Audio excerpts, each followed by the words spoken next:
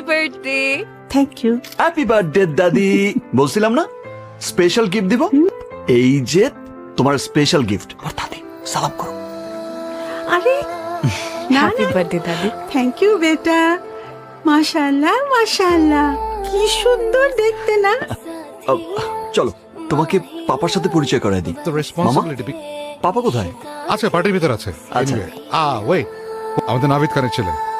High, Aryan আমার ভাগনা। মামা ও নিতু। Prince, Yeah.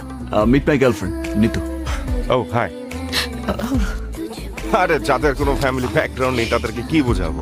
তুই যদি গেস্ট না হইতি তাইলে তোর হাত পা পাইতা তোরে সবাই করে দিতাম। আরিয়ান, চুপ কর।